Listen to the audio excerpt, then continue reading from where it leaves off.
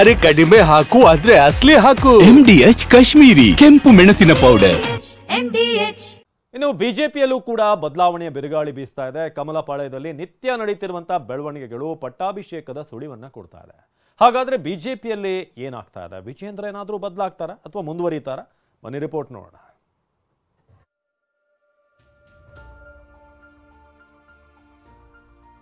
ಕಾಂಗ್ರೆಸ್ನಲ್ಲಿ ಸೆಪ್ಟೆಂಬರ್ ಕ್ರಾಂತಿ, ಬಿಜೆಪಿಯಲ್ಲೂ ಬದಲಾಗುತ್ತಾ ಕುರ್ಚಿ. ಕಮಲಾಧ್ಯಕ್ಷ ಪಟ್ಟಕ್ಕೆ ಮೂವರ ಹೆಸರು, ಯಾರಿಗೊಲಿಯುತ್ತೆ ಕೇಸರಿ ಸೀಟು?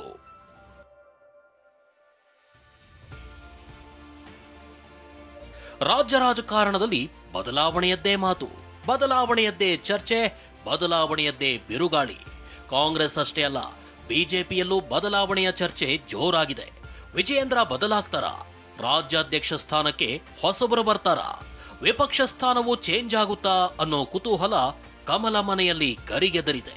ಈ ಮಧ್ಯೆ ರಾಜ್ಯಾಧ್ಯಕ್ಷ ಕುರ್ಚಿಗೆ ಹೈಕಮಾಂಡ್ ಲಿಂಗಾಯತ ಸೂತ್ರವನ್ನೇ ಬಳಸುತ್ತಾ ಅನ್ನೋದು ಕೂಡ ಮುನ್ನೆಲೆಗೆ ಬಂದಿದೆ. ಅದೇನು ಅನ್ನೋದನ್ನೇ ತೋರಿಸ್ತೀವಿ ನೋಡಿ. ಹಾಲಿ ರಾಜ್ಯಾಧ್ಯಕ್ಷ ವಿಜಯೇಂದ್ರರನ್ನ ಬದಲಿಸಿದ್ರು ಮತ್ತೆ ಲಿಂಗಾಯತ ಸಮುದಾಯಕ್ಕೆ ಅವಕಾಶ ನೀಡೋ ಸಾಧ್ಯತೆ ಇದೆ. ಹೈಕಮಾಂಡ್ ಮಟ್ಟದಲ್ಲಿ ಮೂವರು ಲಿಂಗಾಯತರ ಹೆಸರು ಮುಂಚೂಣಿಯಲ್ಲಿವೆ. ಕೇಂದ್ರ ಸಚಿವ ವಿ ಸೋಮಣ್ಣ, ವಿಧಾನಸಭೆ ವಿಪಕ್ಷ ನಾಯಕ ಅರವಿಂದ್ ಬೆಲ್ಲದ್ ಮತ್ತು ವಿಧಾನಮಂಡಲ ಸಾರ್ವಜನಿಕ ಲೆಕ್ಕಪತ್ರ ಸಮಿತಿ ಅಧ್ಯಕ್ಷ ಸಿಸಿ ಪಾಟೀಲ್ ಹೆಸರುಗಳು ರಾಜ್ಯಾಧ್ಯಕ್ಷ ರೇಸ್ನಲ್ಲಿವೆ. ಹೀಗಾಗಿಯೇ ರಾಜ್ಯ ಬಿಜೆಪಿ ಪಾಳೆಯದಲ್ಲಿ ಗುಸುಗುಸು ಚರ್ಚೆಗಳು, ಗುಪ್ತ ಮೀಟಿಂಗ್ಗಳು ಹೆಚ್ಚಾಗಿವೆ. ದೆಹಲಿಯಲ್ಲಿ ಅಶೋಕ್, ಬೆಂಗಳೂರಲ್ಲಿ ನಾಯಕರ ಸಭೆ. ಅಶೋಕ್ ದೆಹಲಿಗೆ ಹೋಗಿ 3 ದಿನವಾಗಿದೆ. ದೆಹಲಿಯಲ್ಲಿ ಸಾಲು ನಾಯಕರನ್ನ ಭೇಟಿಯಾಗ್ತಿರೋ ಅಶೋಕ್ ನೆನ್ನೆ ನಡ್ಡಾ ಜೊತೆ ಚರ್ಚಿಸಿದ್ದಾರೆ. ಅಶೋಕ್ರ ಈ ನಡೆ ತೀವ್ರ ಕುತೂಹಲಕ್ಕೆ ಕಾರಣವಾಗಿದೆ.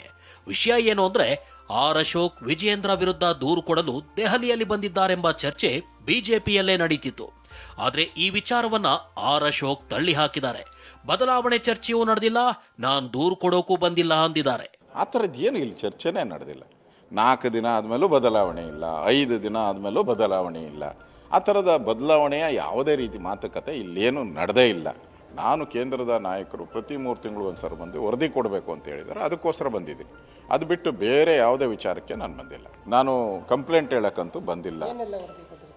ಸೊ ಕಾಂಗ್ರೆಸ್ ಏನೇನು ನಡವಳಿಕೆ ನಡೀತಾ ಇದೆ, ಅಲ್ಲಿ MLAಗಳು ಹೇಗೆ ತಿರುಗಿ ಬಿದ್ದಿದ್ದಾರೆ, ಇದ್ರ ಬಗ್ಗೆ ನಾವು ವರದಿ ಕೊಟ್ಟಿದ್ದೀವಿ.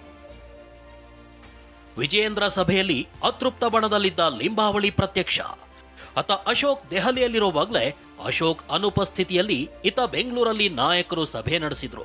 ಡಾಲರ್ಸ್ ಕಾಲೋನಿಯಲ್ಲಿರೋ ಶಾಸಕ ಅಶ್ವಥ್ ನಾರಾಯಣ ನಿವಾಸದಲ್ಲಿ ಸಭೆ ನಡೆಸಲಾಗಿದ್ದು, ಬಿಜೆಪಿ ರಾಜ್ಯಾಧ್ಯಕ್ಷ ವಿಜಯೇಂದ್ರ, ಕೇಂದ್ರ ಸಚಿವ ಪ್ರಹ್ಲಾದ್ ಜೋಶಿ, ಶಾಸಕ ಸುನಿಲ್ ಕುಮಾರ್, ಡಿ.ವಿ. ಸದಾನಂದಗೌಡ ಭಾಗಿಯಾಗಿದ್ರು. ಇಂಟ್ರೆಸ್ಟಿಂಗ್ ಅಂದ್ರೆ, ಅಸಮಾಧಾನಿತರ ಸಭೆಯಲ್ಲಿ ಕಾಣಿಸಿಕೊಳ್ತಿದ್ದ ಅರವಿಂದ ಲಿಂಬಾವಳಿ ಈ ಸಭೆಯಲ್ಲಿ ಪ್ರತ್ಯಕ್ಷರಾಗಿದ್ರು.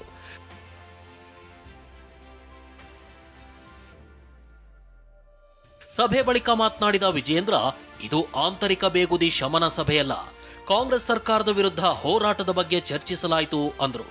ಜೋಶಿ ಕೂಡ ರಾಜ್ಯಾಧ್ಯಕ್ಷರ ಬದಲಾವಣೆ ಬಗ್ಗೆ ಚರ್ಚೆ ನಡೆದಿಲ್ಲ ಅಂದ್ರು.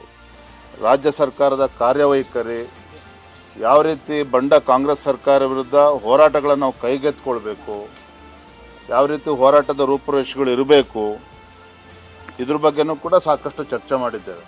ಹಾಗಾಗಿ ಇದ್ಯಾವುದು ಆಂತರಿಕ ಬೇಗುದಿಯನ್ನು ಸರಿಪಡಿಸ್ತಕ್ಕಂಥದ್ದು ಮತ್ತೊಂದು ಅದು ಯಾವುದು ವಿಚಾರ ಅಲ್ಲ.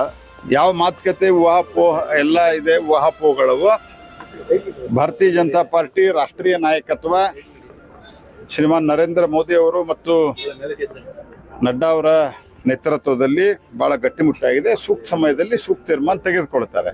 ಇಲ್ಲ, ಅಶೋಕ್ ಒಬ್ಬರು ಮನೆಗೆ ನಾನು ಹೊಸದಾಗಿ ಏನು ಮನೆಗೆ ಹೋಗಿದ್ದೀನಿ. ಅಲ್ಲಿ ಮೊದಲನೇ ಬಾರಿ ಡೆಲ್ಲಿಗೆ ಬಂದರು. ನಾನು ಆ ಮನೆಗೆ ಹೋದ್ಮೇಲೆ ಆ ಹಿನ್ನೆಲೆಯಲ್ಲಿ ಭೇಟಿ ಮಾಡಲಿಕ್ಕೆ ಬಂದರೆ ಯಾವುದೇ ಬಿಜೆಪಿಯ ಬೆಳವಣಿಗೆ ಬಗ್ಗೆ ಬಿಜೆಪಿ ನಾಯಕರು ಯಾರೋ ನನ್ನ ಜೊತೆ ಚರ್ಚೆ ಮಾಡಿ. ಕ್ರಾಂತಿಯ ಮಾತು ಕಾಂಗ್ರೆಸ್ ಪಕ್ಷಕ್ಕಷ್ಟೇ ಸೀಮಿತ ಅಲ್ಲ ಅನ್ನೋದು ರಾಜಣ್ಣರ ಮಾತು.